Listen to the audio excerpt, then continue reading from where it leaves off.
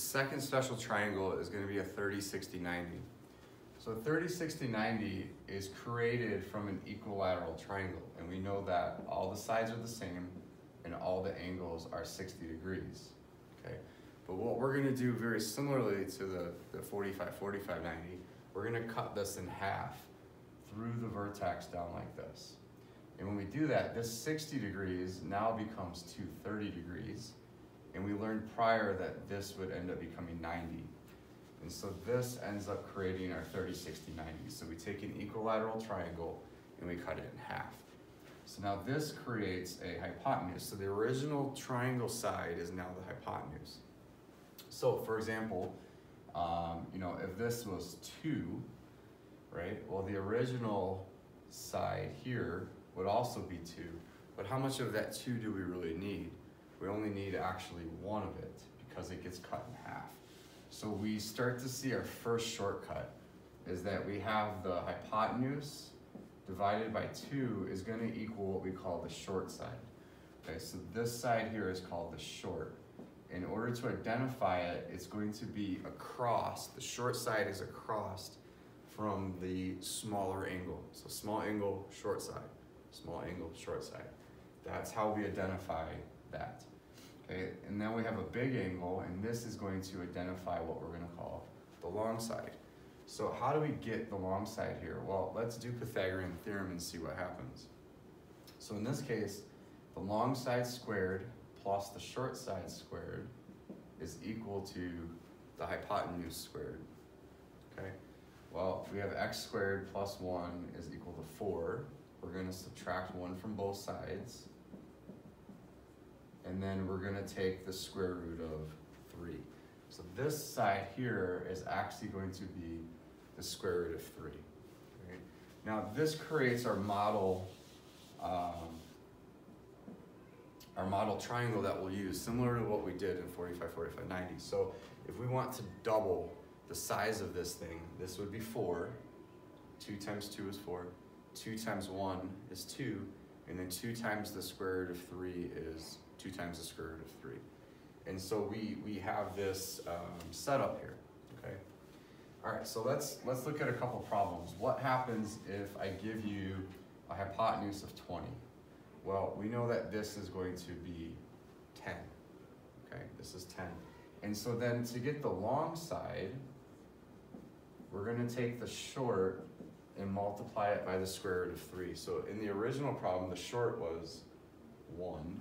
And so technically it's 1 times the square root of 3. But since this was 20, this becomes 10. So we're making this 10 times bigger. This becomes 10 times the square root of 3. The short side times the square root of 3. Okay, let's try another one and see how you do. If we did 30, this would make this 15.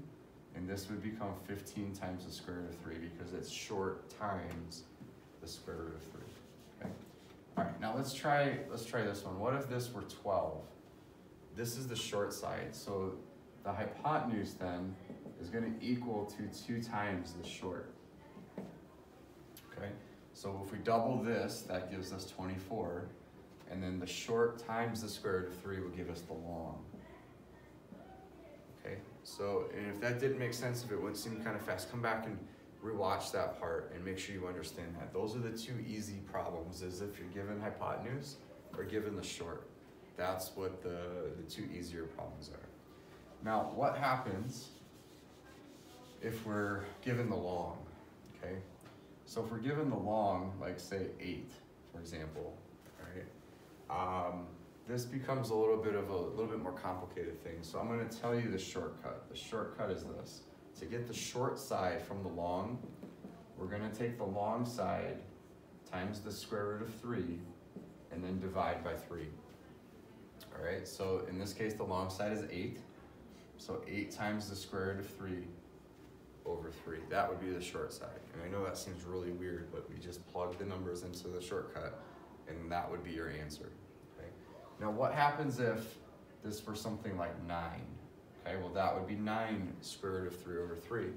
Well, if the long side is a multiple of 3, we have to simplify that fraction. So just like we did in 45, 45, 90s, these two would simplify to 3, and then the square root of 3 would come down.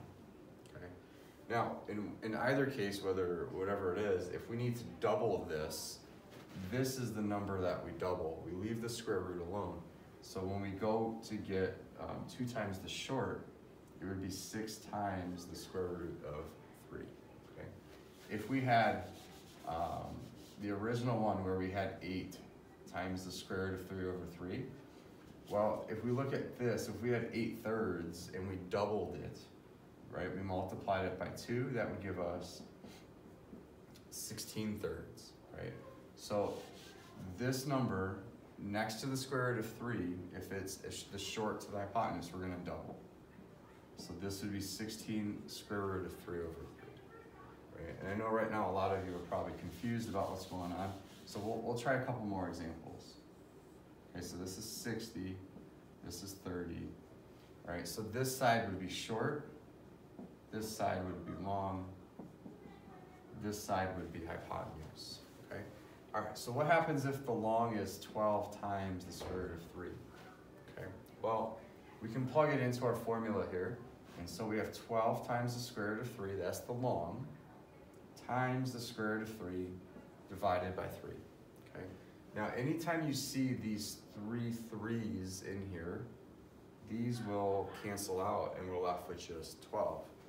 And the calculator, if you use the ND button, that will also get you just an answer of 12. Well, since the answer is 12, how do we find the hypotenuse? The hypotenuse is 2 times the short, so this will become 24. Okay. All right, if we work backwards, if that seems confusing, let's do this problem backwards. If the hypotenuse is 24, the short is half of that, right? And then we found out the short times the square root of 3 would be the long. So working backwards, that might make more sense. But going this way is a little confusing because of all the square roots. Okay, so again, anytime you have that like triangle looking square root of 3's, we can cancel them out and we're left with just the number. Okay, so hopefully that makes sense. There's 4 calculations here. These 2 are separate, but they go hand in hand. It's a half double. These are the trickier ones that you have to know. And in all of this, I've never needed a calculator because our answers are written just like this, and we just have to divide by 3 or we leave it. So it becomes pretty easy to do. So hopefully that helps you understand 30, 60, 90s from a very basic standpoint.